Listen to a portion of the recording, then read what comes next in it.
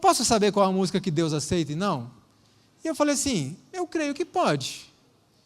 E a pessoa me disse, como é que você pode saber qual a música que agrada a Deus? Você já esteve no céu para ouvir a música de lá? Olha que pergunta que me fizeram. Levanta a mão aqui quem já esteve no céu. Ninguém nunca esteve no céu? Então como é que a gente vai saber qual é a música que agrada a Deus, irmãos? E aí o que eu fui fazer diante dessa pergunta tão complexa? Vamos estudar um pouco o assunto? Ninguém nunca esteve no céu aqui, mas uma pessoa esteve em visão. Quem? E eu pergunto, ela ouviu a música do céu? Ela escreveu sobre a música do céu? Sim. Então veja que interessante isso daqui. Podemos aprender o assunto dos louvores e ações de graça do coro celestial em redor do trono. A comunhão do céu começa na terra. Aqui aprendemos a nota tônica do seu louvor. Devemos esforçar-nos em nossos cânticos de louvor por nos aproximar tanto quanto possível da harmonia dos coros celestiais. Ué, como é que a gente vai fazer isso se nunca ninguém esteve lá para ouvir o coro celestial? A irmã White relata um momento em que os remidos chegarão ao céu e olha o que vai acontecer lá. O coro angélico emite uma nota de vitória e os anjos nas duas colunas tomam o cântico e a multidão dos remidos, nós, participam como se houvessem entoado o cântico na terra. E o quê? E o haviam feito, na verdade. Precisamos aprender a entoar aqui o cântico do céu. Olha! Mas nós nunca fomos para o céu, a gente não sabe como é a música de lá. E Deus manda a gente aprender a entoar o cântico do céu aqui? Deus é incoerente? Não. Se Ele nos deu essa instrução, quer dizer que Ele nos deu conhecimento da música do céu. Necessário, que a gente precisa saber para praticar na terra. Veja só algumas coisas que a irmã White relatou. Foi-me mostrada a ordem, a perfeita ordem do céu. Então temos aqui a primeira dica. Música na igreja deve ser tratada de que forma? Com ordem, com decência. Música não é para tapar buraco em programação. Música tem que ser tratada com ordem, com decência, tem que ser planejado. Isso se chama culto racional. Faça-se tudo com decência e ordem, diz a palavra de Deus. Espera aí, tudo significa o quê? Tudo. Então a Bíblia diz que a música também tem que ser executada com decência e ordem? Sim. Então se uma música não evoca decência e ordem e reverência, não serve para Deus. Todo serviço deve ser efetuado com solenidade e reverência. Quanto do serviço? E todo quer dizer todo, inclusive a música. Se a música não evoca solenidade e reverência, ela não serve. Não é a música do céu. Ah, então a música vai ser mortinha? Eu posso cantar uma música alegre sem ser irreverente? Sim ou não? Sim. Alegria não quer dizer irreverência. Então nós temos que atentar para isso. Algumas pessoas falam assim, a música está muito caidinha. Irmãos, tem uma técnica muito simples, para você animar um pouco mais uma música. Aumente o andamento dela. Simples. Bem junto a Cristo. Na segunda estrofe está todo mundo dormindo. Agora se você canta, bem junto a Cristo, já muda completamente. Agora tem um terceiro estágio, que já é um pouco mais complicado. Quer ver só? Amor, me ajuda aqui. Uma companheira idônea, uma adjutora auxiliadora. A minha esposa já ouviu essa palestra milhões de vezes e está sempre ali sentadinha no primeiro banco. Quando eu dou essa palestra na nossa cidade, eu falo com ela, fica em casa. Pode ficar em casa. Segura aqui. Olha que interessante. Todos conhecem o hino... Todos vocês conhecem o hino Sempre Alegre? Simples, né? Vamos ver essas três fases. Primeiro, cantem comigo. Seja o coração alegre.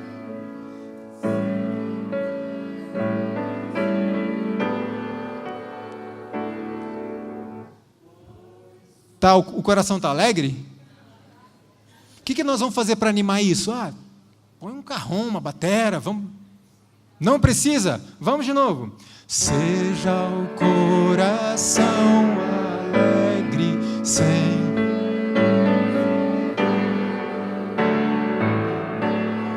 Ok? Continue.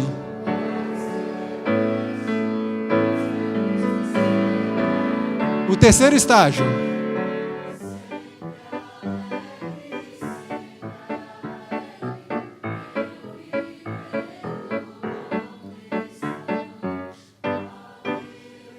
Ok.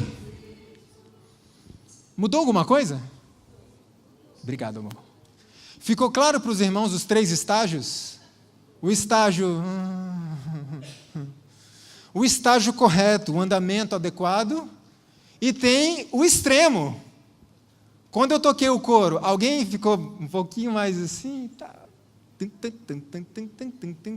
Então veja, não precisamos de tantos recursos, apenas um andamento adequado e pessoas devidamente preparadas aqui na frente, porque em alguns lugares o regente precisa ser regido.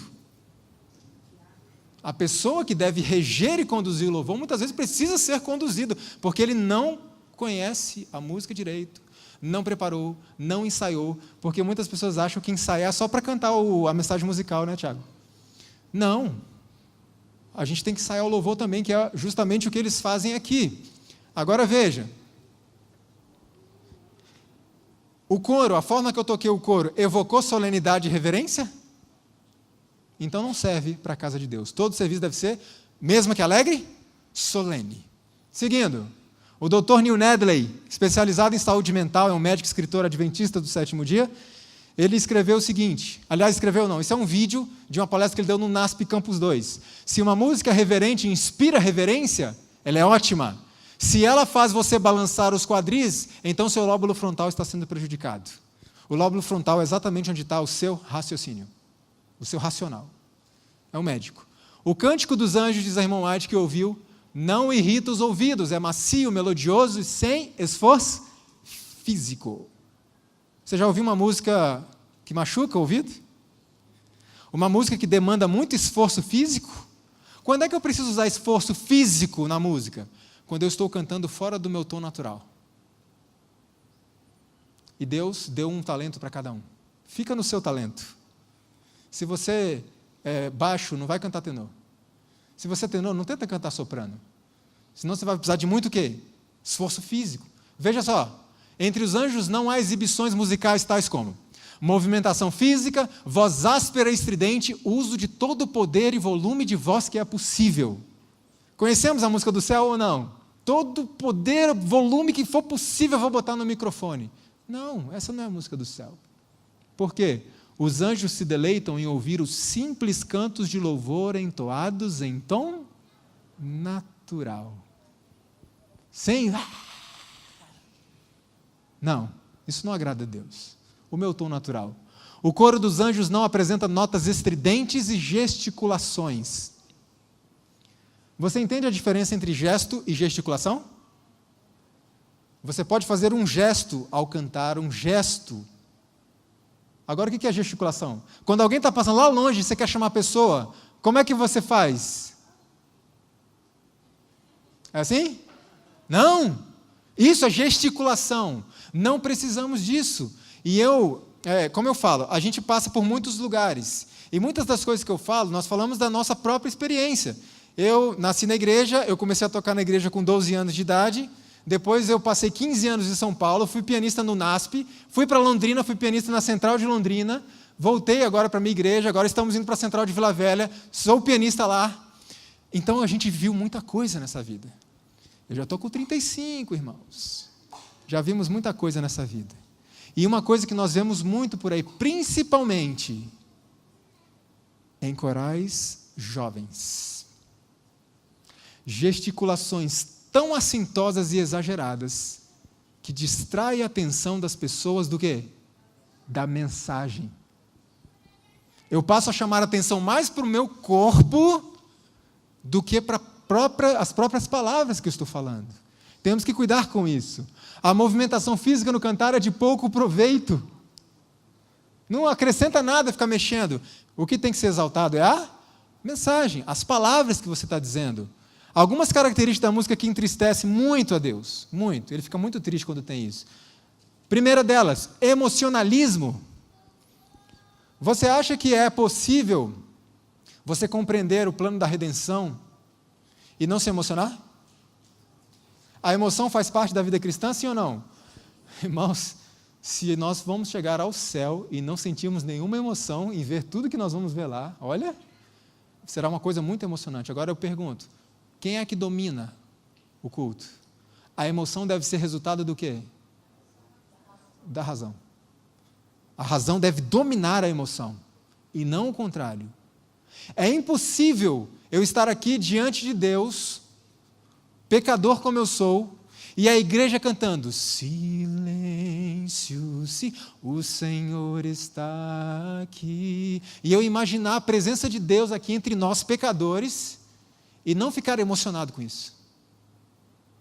Agora, quando a emoção é fruto da minha razão, o que eu vou fazer? Eu vou me comportar de acordo com o que eu estou cantando. E nós vemos muitas pessoas, silêncio, silêncio, na casa de Deus, estão fazendo o quê? O Senhor está aqui, amém. Terminou a música, mandar um WhatsApp aqui, tal, entra, sai. É assim ou não é? Por isso que hoje, as pessoas não querem compreender a mensagem, compreender a Cristo, o Espírito Santo, elas querem senti-lo. Por isso que se dá muita ênfase hoje ao louvor e pouca ênfase à pregação. Alguns lugares por onde passamos, as pessoas estão muito atentas, emocionadas no momento do louvor, até mesmo a equipe de louvor. E na hora que começa a pregação, cadê a equipe de louvor? Foi embora. Ou está pelos corredores. Ou os irmãos que estavam aqui emocionados, aleluia, glórias a Deus, quando começa a pregação, estão lá fora, estão batendo papo, estão trocando mensagem de celular. Por quê? A gente não quer entender. A gente quer sentir alguma coisa. Quando eu falo sentir, eu falo literalmente, sentir alguma coisa. Olha só que interessante isso daqui. Isso é um pastor batista. Um dos tristes efeitos do uso de boa parte da música cristã atual é o desenvolvimento de um apetite entre os crentes pelo que é sensacional. Sua ênfase é sobre o sentir em vez de ser sobre o pensar. Mas o culto a Deus é um culto pensado, racional, refletido. Os pós-modernos querem um Deus que eles podem sentir, saborear, tocar, ouvir e cheirar, uma imersão sensorial completa no divino.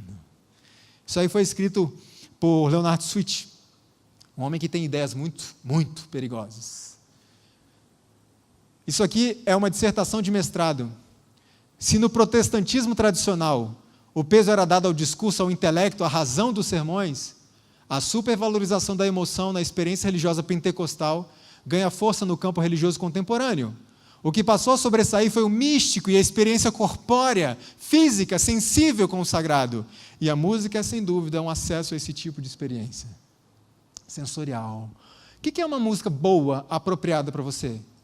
É uma que me faz me sentir bem. Esse é o critério? Não, e vocês já vão ver por quê, o que a Bíblia fala sobre isso. Avivamentos populares são muitas vezes levados a efeito por meio de apelos à imaginação, despertando-se o quê?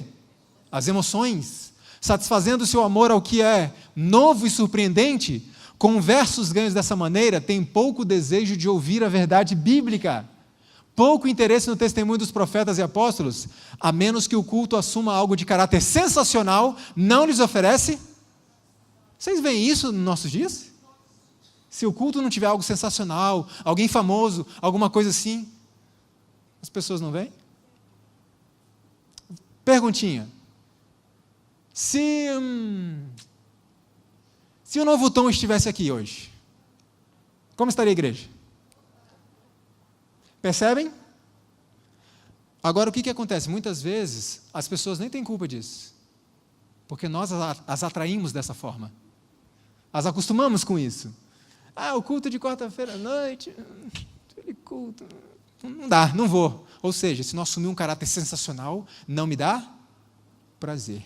O que eu quero é emoção. Estamos produzindo uma geração de pessoas que sentem seu Deus, mas não o conhecem. Sentem. A música é um dos meios mais eficazes para impressionar o coração com as verdades espirituais. Está claro isso? Só que diz mais. E a verdade deve ser apresentada à mente o mais isenta possível do elemento emocional. Quando eu li isso, irmãos, eu caí para trás. Porque minha vida inteira, como músico, eu queria produzir coisa para fazer o quê? Para emocionar as pessoas. Eu entendia que meu trabalho é emocionar e potencializar as emoções do culto. A irmã White diz: Leandro, a música serve para gravar a verdade na mente, só que assim, a verdade deve ser gravada com o mínimo de emoção. Por que ela fala o mínimo possível? Porque a irmã White sabe que é impossível a música não emocionar. Sempre emociona, mas que seja o quê? O mínimo. Importa não considerar nossa obra criar excitação. O Espírito Santo vem sempre por uma maneira que se recomenda ao discernimento das pessoas. Adorar não é olhar para cima e sentir-se bem, mas prostrar-se e sentir-se humilhado. Adoração é submissão a Deus. Lembra que eu falei que o critério da música não pode ser a sensação? É agradável. Lembra-se de quando Eva pegou aquele fruto e comeu? O que você acha que ela sentiu? Vou morrer. Não! Olha que interessante. Eva então colheu para si do fruto e comeu, e imaginou sentir o excitante poder de uma nova e elevada existência como resultado da exaltadora influência do fruto proibido. Em um estado de excitação estranha e o quê? Fora do natural. Com as mãos cheias do fruto proibido, procurou o marido. Disse-lhe que havia comido do fruto, em vez de experimentar qualquer sensação de morte, sentia uma agradável e exaltadora influência. Ela assegurou-lhe que não estava sentindo nenhum efeito mal, mas ao contrário, uma influência muito agradável, e insistiu para que ele comesse. Adão compreendeu muito bem que sua companheira transgredira a única proibição a eles imposta como prova de sua fidelidade e amor. Mas, amor, eu estou me sentindo muito bem depois de comer. Eu sei, Eva, que você está se sentindo bem, mas a lei de Deus era para não comer. Não importa se você está se sentindo bem. É o que Deus mandou fazer? Me diga uma coisa, uma pessoa quando está usando droga, ela se sente mal? Então o sentimento não pode ser critério para a escolha da nossa música, para a escolha do nosso sistema de culto. Não importa quais sejam os êxtases dos sentimentos religiosos, Jesus não pode habitar no coração que desrespeita a lei divina. Ponto. Vamos nos empenhar em encontrar uma solução bíblica para o problema, ao invés de tentar nos dar a nós mesmos o quebra-galho do emocionalismo. Por que quebra-galho, irmãos? Porque a emoção passa rapidamente. E é por isso que muitas vezes eu venho à frente, eu aceito a Jesus, eu estou aqui emocionado, chorando e tal. E depois, quando eu vou para casa, como é que está a vida? Do mesmo jeito, não mudou nada. Por quê? Eu me emocionei, mas eu não entendi. E existem alguns elementos que podem induzir a emoção que devemos evitar no culto. Por exemplo, vãs repetições. O que diz a Bíblia? Ao orardes, não useis vãs repetições. Está falando de oração, mas podemos aplicar a nossa música, sim ou não? Sim, podemos aplicar. Agora veja que interessante, eu vou mostrar umas músicas para vocês aqui agora. Escutem, depois nós vamos comentar. A primeira delas. Eu quero te ouvir. Não é nossa, tá? Quero te ver. Quero te tocar. Quero te conhecer. Vou até beber água, dá tempo. Quero te ouvir. Quero te ver. Quero te tocar. Quero te conhecer. Eu quero te ouvir. Quero te ver. Tá bom ou não? Quero te tocar.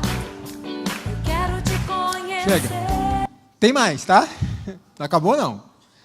Veja. Vãs, repetições. Repete. Depois vamos entender por que isso é perigoso. E um outro detalhe. A música diz assim: eu quero te ouvir, quero te ver, quero te tocar, quero te conhecer. Você identificou que é uma música para Deus? E por que pessoas hoje em dia têm compostos muitas músicas dúbias, que você não sabe se está cantando para Deus ou para o namorado? Por que isso acontece? Vamos ver daqui a pouquinho. Veja só que interessante. Eu acho que tem outra música aqui agora, preste atenção nela. Subindo a montanha, subindo a montanha, subindo a montanha, subindo a montanha.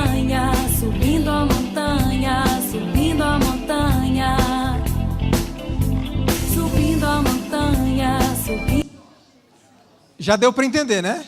Não acabou, não. Continua. Veja só. E aí as pessoas estão dizendo, amém, glória a Deus. E o que a música diz para nós? Nada.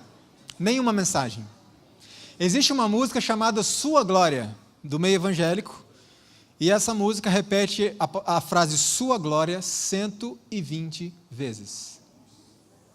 Sua glória, Sua glória, e assim vai. Repetições. Olha que interessante o que foi publicado no The Wall Street Journal, um dos maiores jornais do mundo. Há um novo tipo de música cujo principal artifício é a repetição.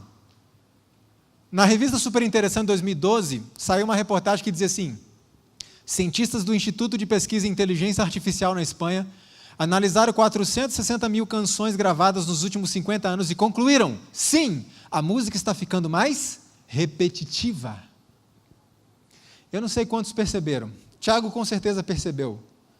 Vocês perceberam o empobrecimento musical, não só na igreja, mas no geral? Por exemplo, hoje em dia você não encontra mais músicas imortais.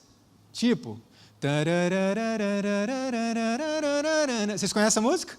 Essa música foi composta séculos atrás e ela é muito famosa até hoje, é uma música imortal. Outra, aleluia, aleluia, etc. Agora eu pergunto, esse fenômeno aconteceu na igreja também? Músicas que no decorrer do tempo marcaram gerações e que hoje não são mais compostas, músicas com tanta qualidade doutrinária e musical também. Não estou dizendo todas, mas tem muita música por aí que é descartável. Depois de algum tempo você já nem... Nós precisamos atentar, a música é repetitiva, pobre de conteúdo, fica repetindo, isso emociona, é agradável para nós, vocês vão ver daqui a pouco, mas não alimenta. E aí quando você faz isso, você pode colocar qualquer coisa na letra, qualquer coisa, vocês vão ver daqui a pouquinho. Veja, Odair José Cominha é escritor, psicólogo e hipnoterapeuta, ele trabalha com o quê? Hipnose, e ele diz assim, há diversas técnicas para estimular o transe, a mais comum é a repetição de palavras ou frases em tom monótono. Robert Goldkorn, escritor, psicoterapeuta e conferencista internacional. Quando impomos uma tarefa repetitiva, estamos mandando um vírus para o cérebro. Ao chegar lá, não havendo programas de reconhecimento do que é ilógico, ocorre a inibição da atuação de quem? Do cérebro. Como se o cérebro dissesse, opa, isso aqui não é comigo não, vou sair fora.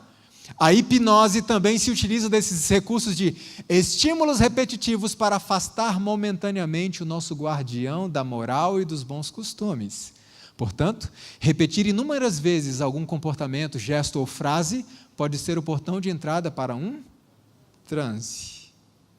E é por isso que muitas vezes essas músicas, como nós ouvimos, repete, não diz nada e as pessoas estão como? Glórias a Deus. No livro Hipnose Humano-Pangriciana, Dr. Pedro Antônio Grise escreveu: praticamente em todas as técnicas de indução hipnótica faz-se presente a lei da repetição. Repetição contínua de sons monótonos e rítmicos. Nós vamos falar um pouquinho sobre ritmo amanhã.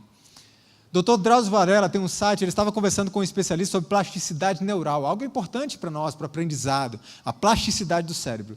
E olha que interessante, Dr. Drauzio pergunta, o que você pode fazer para estimular a plasticidade cerebral? Ele vai explicando algumas coisas e no final ele diz assim, o que é repetitivo, monótono, sem graça, não estimula o funcionamento do encéfalo. Repetição de frases curtas, num curto período de tempo, isso não estimula o nosso lóbulo frontal, que é onde está a nossa razão, raciocínio. Então temos que cuidar com isso. Outra característica da música que emociona e que entristece profundamente ao Senhor, antropocentrismo. O que quer dizer essa palavra? O homem é o centro, veja. Ideologia ou doutrina de acordo com o qual o ser humano é o centro do universo, de tudo, sendo ele rodeado por todas as outras coisas que consideram o homem como o fato central, ou mais significativo do universo. O nosso culto é teocêntrico. Deus é o centro. A gente vem no culto não para assistir um culto, a gente vem para fazer o quê? Para dar um culto, para oferecer um culto. Isso é muito importante. Agora veja uma música antropocêntrica. O que é isso? Músicas produzidas, compostas para massagear o ego do ser humano. Deixa eu dizer uma coisa, Deus não é adulador. Vocês estão entendendo isso? É diferente, Deus nos busca, Ele nos ama, Ele quer nos salvar, mas Deus não fica adulando. Vocês conseguem entender a diferença de uma coisa para outra? Deus respeita a nossa liberdade e não fica ali, ô filhinho, vem cá, senta no meu colo. Não! Deus é soberano, onipotente. Nós é que devemos adoração a Ele, não Deus que tem que adorar a gente. Mas Ele nos ama tanto, e Ele nos busca, e Ele não desiste, mas nunca nos adula. Isso está no Espírito de Profecia também. Escute essa música e me diga se há algo antropocêntrico nela. Acredite, é hora de vencer. Eu não sei nem quem canta. Essa força vem de dentro de você. Você pode. Aqui, até aqui deu para entender. E aí, o que vocês acharam da letra? Acredite, é hora de você. Essa força vem de onde? Aonde está escrito isso? Que Bíblia? E eu fui olhar o resto da letra. A letra só tem uma frase que fala de Deus. Deus dá asas, faz o teu voo. O resto é tudo essa mensagem. Você pode, você consegue. A força está dentro de você. Não, não está. A força sempre está onde? Fora de nós. A força sempre vem de fora de nós. Mensagem antropocêntrica. Tem uma outra música do Tales, acho que todos conhecem, né? Ele tem uma música que diz assim: filho meu, está fugindo de mim, é? Já tentei, procurei, outra vez você me rejeitou, porta na cara, doeu. Eu tenho tantas coisas para viver com você, promessas e promessas arquivadas te esperando, filho. Então passa a sua vida para o meu nome, que eu assumo tudo. Que é isso, irmãos? Deus não é assim. Ai, filho, você bateu a porta na minha cara, filho, doeu, filho. Esse não é Deus. Não podemos apresentar às pessoas um Deus bajulador, porque Ele é o soberano todo-poderoso e nós, criaturas pobres e mortais. Nós precisamos dEle, Ele não precisa de nós. Ele quer nos salvar por amor a nós, mas Ele não fica bajulando. Eu só trouxe a letra porque a música, irmãos, não tem condição. Pastor Ciro Sanches, ele não me lembro agora qual a denominação, mas não é adventista. Ele escreveu: muitos cultos em nossos dias são reuniões para massagear egos, tendo como objetivo adular, elogiar e melhorar a autoestima dos crentes. Quando um crente é estimulado a só pensar em bênçãos, torna-se cada vez mais egocêntrico e individualista. Ele não frequenta as reuniões da igreja a fim de cultuar a Deus, e sim para satisfazer as suas necessidades. A maioria das pessoas chega ao culto de adoração como se ele fosse inteiramente para o seu benefício, pensando que Deus não se interessa em receber algo deles. Como culto, se o culto fosse para mim. Vamos planejar o culto aqui. Tá, peraí. Não, mas isso aqui o pessoal não gosta muito. Ah, não, esse aqui não, o pessoal não gosta. Como assim o pessoal não gosta? Para quem que é o culto? É Deus que tem que gostar, não nós. E o verdadeiro adorador, ele é submisso. Ele pode não gostar, mas se é a vontade de Deus, ele faz. Gostando ou não. Sensualidade e romantismo. É outra característica da música que entristece o coração de Deus. Existe música sensual na igreja? Quais são as características de uma música sensual? Tem algumas, mas eu vou citar duas básicas. Primeiro, a letra, é algo importante, e a forma de cantar. Como? Vocês vão ver. Preste atenção na letra dessa música. Ao despertar, eu sei que estás ali. O teu amor abraça o meu ser. Teu jeito carinhoso me emociona. O que eu fiz pra merecer tanto amor? Pergunta: essa música é para Deus ou é para um casamento? A primeira vez que eu ouvi essa música, eu imaginei que fosse para um momento de casamento. Só que aí eu fui pensando na letra, peraí, ao despertar, eu sei que estás aqui. Não, então não pode ser de casamento. Como assim? Desperta e o homem já está lá? Não é de casamento. E eu fui ver toda a letra. E tem um momento que fala: você que roubou o meu coração. Essa música é para Deus. É uma música sensual? Agora, perceberam a forma de ser cantada? Sussurrada? Tem outra música, quer ver? Deixa eu ver se está aqui. Já, depois dessa aqui. Olha o que diz a letra da música de Ana Paula Valadão. Tem ciúmes de mim, o seu amor é como um furacão. Percebo quão maravilhoso ele é e o tanto que ele me quer. Sensual ou não? Dá para dizer que é para Deus essa música? Mas foi feita para Deus. Agora olha essa outra música aqui. Está em inglês, mas perceba a forma de cantar.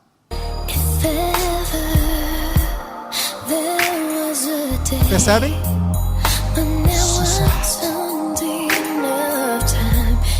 Vocês podem não entender a letra, mas essa música parece sensual para você? A batida, a forma de cantar. Preste atenção agora. Perceberam? Um gemido. Agora eu pergunto, é uma música sensual ou não? E por que essa forma de cantar? Charles T. Brown, no livro A Arte do Rock and Roll, escreveu: ao deixar sua voz mais suave em certos trechos, Elvis Presley conseguia criar um efeito pessoal que deixava as mulheres na plateia sentirem que ele estava cantando diretamente para elas. Não estou dizendo que quem faz isso quer causar sensualidade, não é. O que eu estou dizendo é que a gente está copiando coisas sem saber o que está por trás e quais os efeitos gerados na mente das pessoas, queiram elas ou não, porque isso é químico, hormonal, não tem a ver com raciocínio. Quando nós cantamos com sussurros, a sensação para as pessoas, isso é fisiológico, é que você está cantando só para ela. Por isso que dá essa sensação de sensualidade, mesmo que você não entenda o que a música está dizendo. Vocês entenderam o conceito? Agora você me pergunta assim, mas e por que eles fazem música de dois tipos? Já vamos ver. Olha que interessante. Esse rapaz que escreveu esse livro, ele se graduou na Universidade de Harvard, uma das maiores do mundo. E ele disse assim, escorregadas vocais é uma prática comum para produzir um efeito sensual. Escorregadinhas vocais. E aí tem um detalhe interessante. Aqui está uma exortação. Muitas das músicas de adoração entoadas em alguns cultos têm mais indícios de romance do que da obra do Espírito Santo. Cristo é cortejado com uma familiaridade que revela completa ignorância a respeito de quem Ele é. Tal adoração não é a intimidade reverente do verdadeiro adorador, e sim uma familiaridade impúdica de amantes carnais. Impúdica é sem pudor. Agora veja a explicação aqui. Grande parte das canções de artistas que querem agradar a todo mundo podem ser interpretadas de duas maneiras, de modo que eles ficam em condições de entrar tanto no mercado secular quanto no evangélico. Por que tem sido produzida muita música dúbia, que parece que está cantando para um amante? Porque eles conseguem vender para as igrejas e conseguem vender para os mundanos. Repito, não estou dizendo que todo mundo que usa essas técnicas vocais estão querendo sensualizar. A questão é que nós não estamos entendendo o que está por trás daquilo que praticamos. E precisamos estudar mais isso. Documento da Conferência Geral de 1972. O estilo estridente comum ao rock, o estilo insinuante, sentimental, cheios de sopros, ao jeito dos solistas de boate e outras distorções da voz humana, devem ser terminantemente evitados. Esse é o documento da igreja. Outra característica da música que Deus não gosta, letras banais e inconsistentes. Música com mensagem doutrinária errada, equivocada, ou música com mensagem que não diz nada. Olha que interessante essa música aqui. Vai ser cantada em inglês e a letra vai ser projetada, preste atenção. Yeah, I was thinking the other day, what if cartoons got saved? They start singing praise in a whole new way. Aí vem o coro da música. Fred and Wilma Flintstone sing Yabba Dabba Doo-Ya. Scooby-Doo and Shaggy, Scooby-Dooby-Doo-Ya. E o fechamento. And the Jetsons dog named Astro.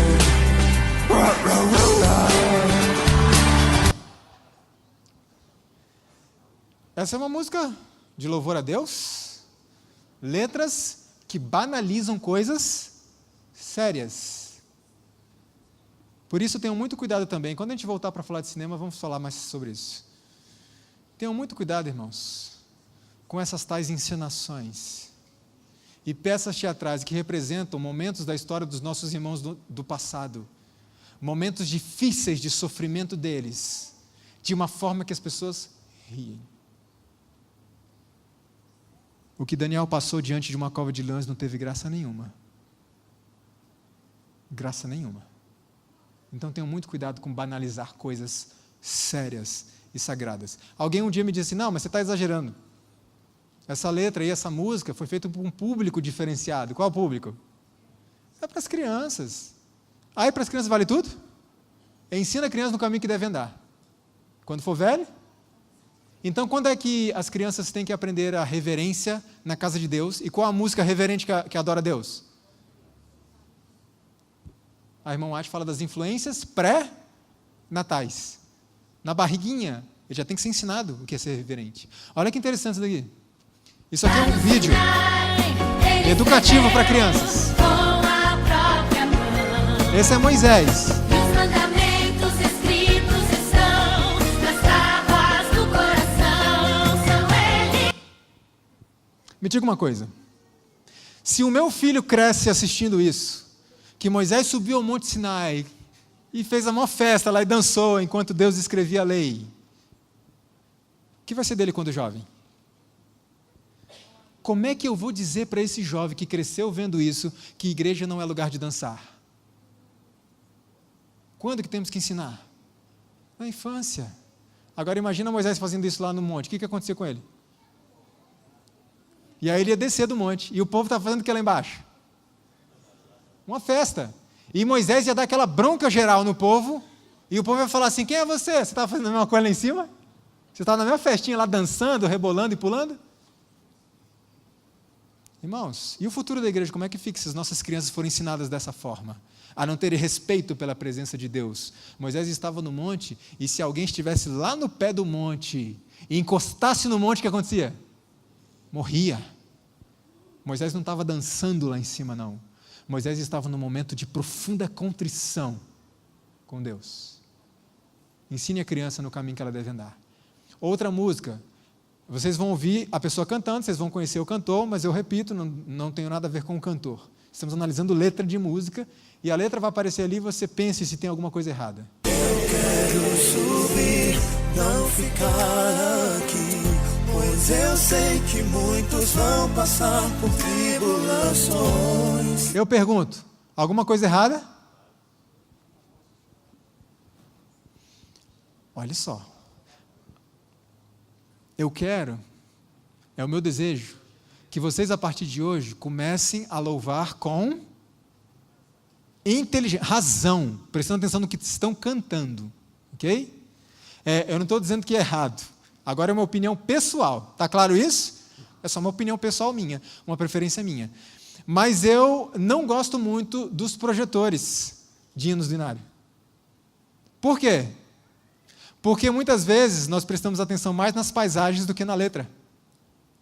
E eu já vi muitos casos de aparecer um negócio bonitinho, olha ali, eu já fiz isso. Estou cantando de repente, olha que casa bonita. Espera aí, eu estava cantando. Vocês entendem que é uma opinião pessoal, uma preferência minha? Eu prefiro letra ser projetada desse jeito que está aí, para você não se concentrar em montanha, em gatinho, em bichinho, não, na letra. O que diz essa letra? Eu quero subir, não quero ficar aqui não. Por quê? Porque vai ter gente que vai passar tribulação. Me diga uma coisa, quem vai subir sem passar por tribulação? Então, aparentemente, a pessoa que escreveu essa letra estava pensando na doutrina do... Aparentemente. Agora, eu não digo que a pessoa, eu vou escrever isso aqui de maldade, eu vou escrever isso aqui para blasfemar mesmo, heresia. Não, irmãos. Às vezes é uma pessoa sincera. O que eu estou dizendo é que nós temos que prestar mais atenção no que compomos, no que cantamos. Que alguns erros passam despercebidos. Precisamos ficar atentos. Cantai louvores com inteligência. Ofereça a Deus os vossos corpos em sacrifício vivo, santo e agradável. Se é para oferecer o corpo, eu vou fazer o quê? Vamos pular. Vamos dançar. Paulo falou, ofereça o seu corpo como sacrifício a Deus. Paulo, o que é oferecer o corpo como sacrifício a Deus? Ele responde, é o seu culto? Isso é oferecer o corpo a Deus. O corpo que você tem que oferecer a Deus no culto é a sua mente.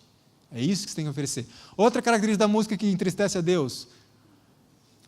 na verdade, dos músicos, né? O egocentrismo. Levanta a mão quem é músico aqui. Levanta a mão. 1, 2, 3, 4. Só 4? 5 comigo? Olha, que beleza! Pouquíssimas pessoas. Só a gente. Vocês entendem qual que é a maior tentação na vida de um músico? Poucas pessoas fazem o que a gente faz. E outro detalhe, a recepcionista é muito importante para a igreja. Pessoas se convertem por um aperto de mão. Mas a recepcionista está lá no fundo. Ninguém vê. E os músicos? Sempre em evidência.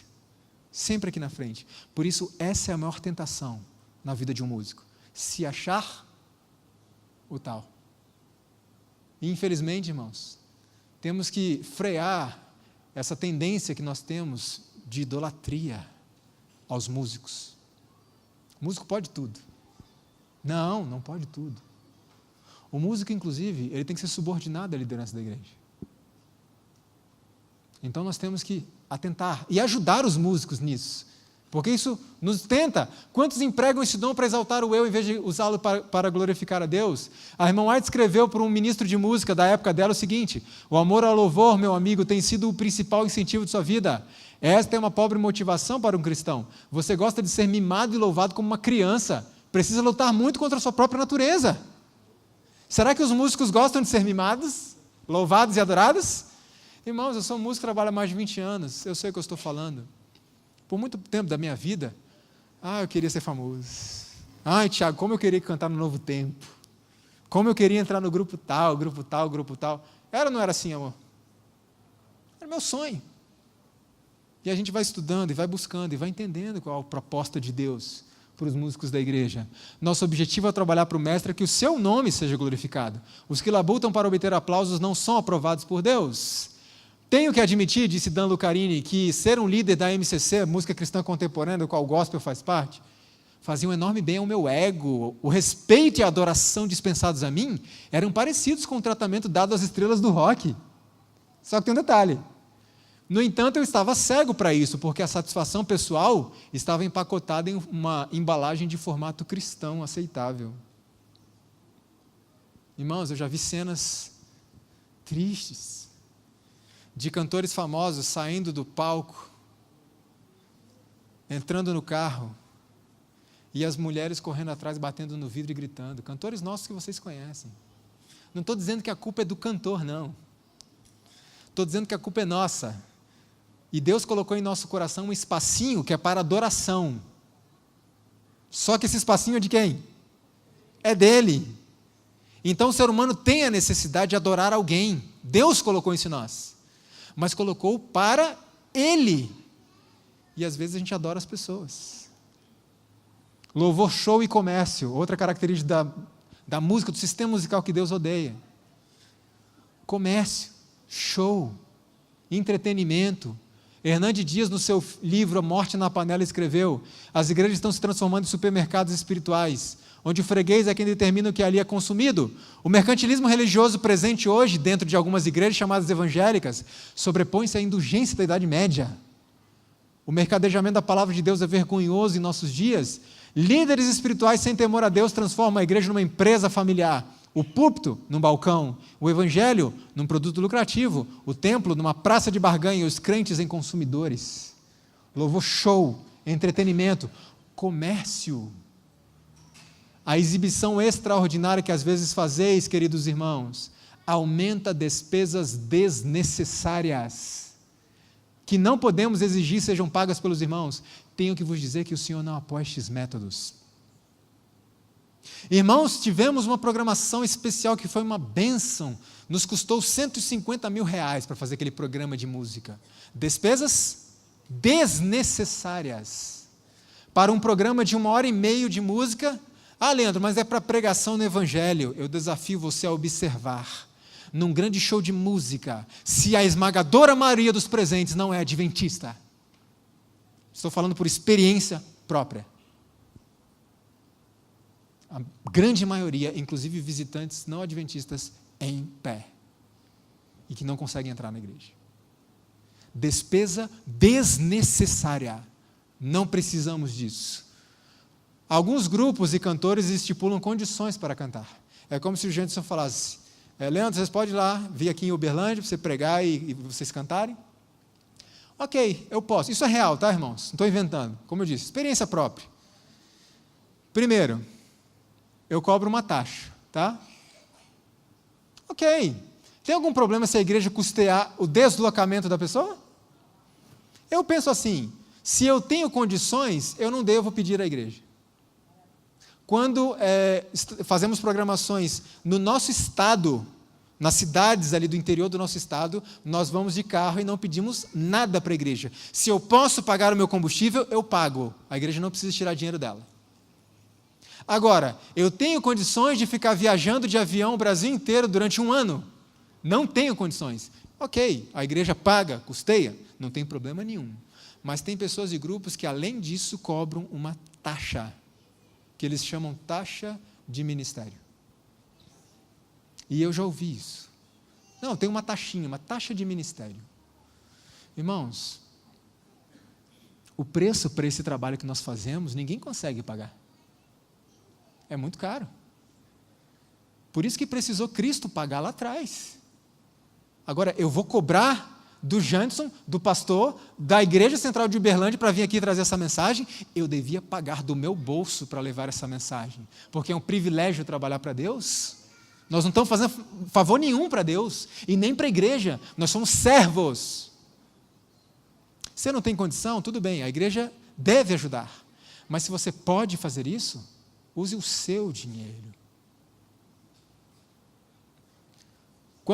Quantos reais Deus deu para Noé, para ele construir a arca? E eu ouvi certa vez uma pregadora dizendo assim, você acredita nessa mensagem adventista? Você acredita na nossa mensagem? Vocês acreditam na nossa mensagem? De verdade? Então gasta seu dinheiro nela. Não estou falando dar seu dinheiro para a igreja, vende seu carro, sua casa, traz para a igreja, dá para o pastor. Não é isso. Tira dinheiro do seu bolso para avançar essa obra. Ah, Leandro, mas... Não, peraí, você falou que leva muito a sério essa mensagem e quer que Jesus volte. Não, Leandro, mas eu tenho... Irmãos, nós somos muito mão aberta até o limite do sacrifício. Se exigir sacrifício, não. Olha, eu dei R$1.000 para aquele mendigo, amém, mas porque eu tinha 10 no banco. Agora, se você só tivesse 1.000, você daria? Entendem como a gente vai até o limite do sacrifício? Outra condição, venda antecipada de uma quantidade mínima de CDs. A gente manda os CDs para vocês, se vocês venderem, a gente vai. Se não venderem, a gente não vai. Tem problema, irmãos? Alguém vir cantar e chegar ali fora, depois do pôr do sol, botar uma barraquinha ali e vender os seus CDs e DVDs? Eu não vejo problema nisso. Desde que não use as horas dos sábados para fazer campanha do DVD. Aqui nós estamos ministrando louvor, não estamos fazendo comercial. Por isso que eu falo do livro com muita tranquilidade, porque ele é de graça. Se fosse pago, eu não falaria. Depois lá fora a gente conversa. Outra condição, auditório com quantidade mínima de ouvintes. Se tiver menos de 300 pessoas, Janderson, eu não vou. Você tem que me garantir. Isso é real, irmãos. Comércio. Também movidos por avareza farão comércio de vós, disse Pedro.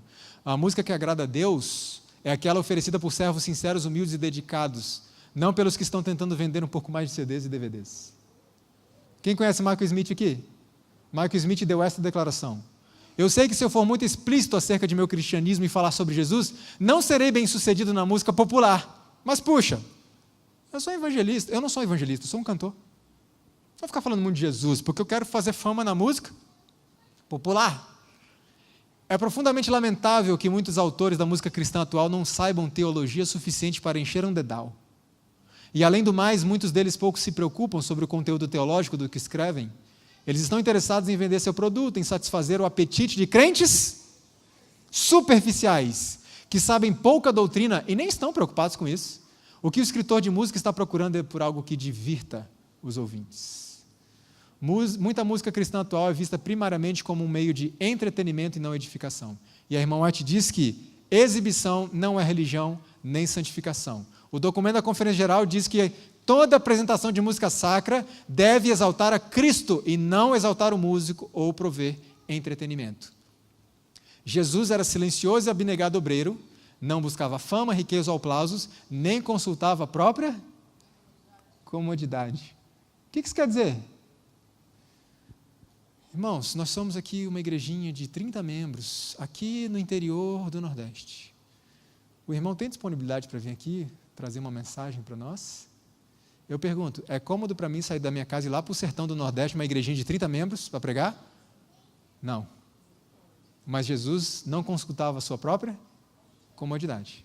Com muita gente ou pouca gente, ele ia. Ele estava interessado em salvar almas. Sejam muitas ou seja uma só. Ele ia onde era necessário. Pastor Ayrton Kohler, o presidente da Divisão Sul-Americana, a revista Adventista de 2003, ele escreveu assim: mesmo em nosso meio existem músicos artistas e músicos ministros. Há aqueles que em tudo que fazem querem promover sua imagem pessoal, sua foto, seu visual, sua roupa, seu fã-clube, sua capacidade vocal exuberante, seu CD. Tudo que eles fazem precisa ser um show. Eles não são nossa referência. Palavras do nosso presidente da Divisão Sul-Americana. Outra característica da música que ofende a Deus, e essa é a última característica que nós vamos ver: predominância de ritmo. Tem algum problema de cantar música com ritmo? Sim ou não? Por que não tem problema cantar música com ritmo? Toda música tem ritmo. O problema não está no ritmo, o problema está na enfatização do ritmo, na predominância do ritmo. Diga uma coisa, a música a gente pode dividir basicamente, bem basicamente, em harmonia, melodia, harmonia e ritmo. E cada um deles afeta algo no nosso organismo, e amanhã nós vamos ver um pouco sobre isso, fisiologia. Qual é o elemento que afeta mais o nosso lado corporal? Tem um especialista dizendo aqui, qualquer coisa, cobrem dele. O ritmo afeta mais o lado corporal. Se você fosse Satanás, qual era o elemento que você daria maior ênfase? Por quê? Porque mexe mais com o corpo e não com a mente. Me responda uma coisa, sem letra nenhuma. Como é que você sabe que uma música é rock, jazz, blues, bossa nova, samba e etc? Você quer ver só que interessante? Olha isso daqui. É através do ritmo que a gente consegue distinguir um estilo musical. Resposta certa. Olha só o que eu posso tirar dentro de um único acorde com várias probabilidades rítmicas. Eu tenho aqui propriedades rítmicas de rock,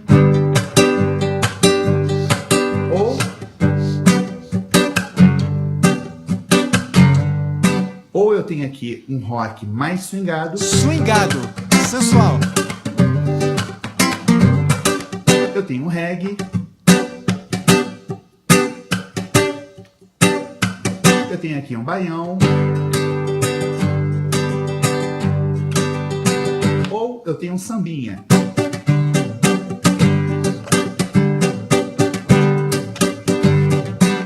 Esse é o poder do ritmo, né? Ele é muito importante. Vocês percebem que ele não mudou as notas. Ele usou os mesmos acordes, as mesmas notas, só mudou a maneira de bater. Vamos falar um pouco sobre batida amanhã. Eu não, né? Eu vou trazer a comunidade acadêmica e científica melhor, né? Eles entendem mais do que eu. A batida mudou, o ritmo mudou. Então, a enfatização rítmica é algo perigoso. Por quê? Veja, documento oficial da igreja, da Conferência Geral. O desejo de alcançar a juventude com o Evangelho de Cristo onde ela se encontra, leva às vezes ao emprego de estilos musicais questionáveis. Em todos esses estilos, o elemento que traz maiores problemas é o ritmo ou a batida. Vamos falar de batida amanhã. As terapeutas da Universidade de Nova York escreveram: é através de nossos corpos que primeiramente respondemos ao ritmo da música. O ritmo da música tem a capacidade de influenciar os ritmos do corpo. O que mais? O ritmo é o elemento da música mais estreitamente ligado ao movimento do corpo para a ação física. Amanhã vocês vão entender um pouquinho por que quando toca música com o ritmo enfatizado, o que acontece com o pezinho? É quase involuntário, sim ou não? Amanhã você vai entender por que isso acontece. E alguns dizem, né? Não, é para dar uma animada nas coisas. Vamos animar essa música, vamos animar. Lê isso aqui comigo. A razão pela qual nossos cultos públicos estão mortos é que nossa vida devocional particular está morta. O quebra-galho de injetar mais música com ritmo alterado em nossos cultos pode parecer resolver o problema, mas temos ignorado a doença que irá nos destruir a menos que busquemos a cura em Deus. Onde é que devemos buscar a verdadeira alegria? Na música mais ritmada? Vamos confirmar isso? Simplicidade. As formas, cerimônias e realizações musicais não são a força da igreja. No entanto, isso tomou o lugar de Deus. E aí vem a questão: os homens e as mulheres não confiarão então em sua música instrumental, mas no poder e graça de Deus que proporcionará plenitude de alegria. Vamos animar o culto? Como é que se anima o culto? Com os nossos instrumentos? Não, com a nossa devoção pessoal a Deus. E é isso que nos dá a verdadeira alegria de estarmos na casa dele. Barulho, mero ruído e gritos não são sinal de santificação da descida do Espírito Santo. O Senhor deseja manter em seu serviço ordem e disciplina. Quando os crentes falam a verdade tal como é em Jesus, revelam uma calma, santa e com juízo, e não tempestade de confusão. Pensam alguns que quanto mais alto cantarem, tanto mais música fazem, mas barulho não é música. O bom canto é como a música dos pássaros, dominado e melodioso. Esse especialista diz que a Convenção de Genebra, que criou alguns tratados para reduzir os efeitos da guerra, proibiu o barulho excessivo naquela região, por causa do trauma que foi causado. Antes da terminação da graça, haverá várias coisas, diz o irmão White: gritos com tambores, música e dança. Os sentidos nossos ficarão tão confundidos que a gente não vai poder confiar neles quanto a decisões retas, mas muitos vão chamar isso de operação. Alguns outros conselhos: se os músicos da igreja não têm comunhão diária com Deus, então não podem edificar a igreja, porque não estão ligados à fonte. E Cristo disse: sem mim, nada podeis fazer. Não apenas temos que conhecer a música, mas também estarmos ligados ao céu. A música só é aceitável quando o coração é consagrado e santificado. Esse é o voto do ministro de música, você pode acompanhar lá depois em Neemias, nós vamos adiantar para poder encerrar. Se a música escolhida está baseada em cultura, tradição ou no gosto pessoal, então a música está sendo feita para a criatura e não para o Criador. Porque a cultura é da criatura, o princípio é do Criador. Se a cultura domina o princípio, Deus aceita a cultura, sim ou não? Até que limite? Que não interfira nos princípios. Porque aí a gente inverte, começa a adorar a criatura. O documento da Conferência Geral diz que a igreja e as associações locais devem se esforçar para eliminar essas deficiências culturais e não absorvê-las. A igreja é um instrumento de Deus para transformar a cultura da sociedade e não para se adaptar à cultura da sociedade. Se a música é apresentada dessas formas que a gente viu, com sussurros, dessas coisas, ela é imprópria para Deus. Melismas excessivos, alguém sabe o que é melisma? Quer ver só o que é melisma? Melisma, de uma forma simples, é duas ou mais notas na mesma sílaba. Por exemplo, um hino do Inário que tem melisma. Ok? Você faz, numa mesma sílaba, mais de uma nota. Isso é melisma. Não há problema nenhum no melisma em si, desde que não haja excessos. Qual o excesso? Demais, na música inteira, e com uma velocidade muito alta. É diferente. Você consegue perceber uma melodia? Dá até para colocar uma letra ali? Agora, se eu fizer glória, dá para pegar alguma coisa? Então temos que cuidar com isso. Olha que interessante. Parabéns para você. Parabéns para você. Agora com melisma. Parabéns para você. Está claro o conceito de melisma? Ele não é um problema em si mesmo, desde que não seja usado de forma exagerada. Qual que é o problema disso? A música deixa de fazer sentido para os nossos cérebros quando contém muitos deslizamentos. Com os sons a bambolearem para cima e para baixo, sem começos nem fins óbvios, para as notas individuais não existe estrutura a ser entendida. Quando você fica fazendo muitas essas voltinhas, a sua mente não consegue captar. E aí, o teu lóbulo frontal, ele fica assim. E aí o culto racional? Já era. Acabou. Se os músicos competem entre si, não edificam a igreja. Não podemos competir entre nós. Muitos querem fazer as coisas de sua maneira, não concordam com deliberação, e são impacientes ante a liderança de alguém. Deliberação. Eu convido as pessoas a conversarem sobre o assunto, mas poucos querem conversar sobre isso. Não, eu tenho minha posição formada e não quero saber. Ok. Eu acho que precisamos conversar mais. Outro conselho da irmã White: não contrateis musicistas descrentes se isto for possível evitar. É possível evitar? Sim, é possível. Nós temos recursos humanos suficientes. No tempo da irmã White, a igreja estava começando, talvez fosse necessário. Mas hoje, não mais. Quando os cantores oferecem seus préstimos, devem ser aceitos. Dinheiro, porém, não deve ser usado para contratar cantores. Pagar pessoas para vir cantar na igreja. Não. O canto não deve ser sempre feito por uns poucos. O mais frequentemente possível, una-se toda a congregação. Se fosse o seu aniversário e você tivesse 10 filhos, você preferia ouvir um filho cantando parabéns para você num belo solo, ou você preferia ouvir todos? Deus é igualzinho. Ele não tem problema algum com solo, um dueto, quarteto, desde que esteja nos princípios que ele delimitou. Mas qual é a preferência de Deus? Todo mundo cantando junto, Deus fica muito feliz. Então valorize o canto congregacional. Agora, no louvor congregacional, quem deve sobressair? Quem deve sobressair no louvor congregacional? A congregação. Por que eu estou dizendo isso? Não aqui, mas em muitos lugares por onde passamos. O grupo de louvor está cantando tão alto, a banda está tão alta, que eu não escuto a minha esposa que canta do lado, e ela tem uma voz forte. Deixa a congregação cantar. Deixa a congregação cantar. Eu tenho uma preferência, também é algo pessoal. A minha preferência é pelo louvor com um regente. E o regente que, como o Tiago faz, rege. Quantos regentes tem em um coral? Quantos tem em uma orquestra? Por quê? É a orquestra que toca, é o coral que canta, é a igreja que tem que ser induzida a cantar, levada ao louvor. Então, por isso, a minha preferência é por ter um só aqui, para que eu possa escutar o quê? A igreja cantando. Agora, é lógico, há lugares como aqui, que fazem um grupo de louvor, mas num volume adequado. Eu ouvi perfeitamente a igreja cantando. Vocês entendem o conceito? A igreja e a igreja tem que cantar. O ato de cantar é tanto uma adoração a Deus como um ato de pregar. Aqui a irmã White está dizendo que para nós essa vida é um ensaio para o céu. E se não participarmos desse ensaio, não estaremos lá. Para nós concluirmos, dizem que o show é importante para atrair pessoas a Jesus. E eu pergunto, as pessoas têm sido atraídas a Jesus ou ao show? Quer ver? Culto de quarta-feira à noite, culto de oração normal.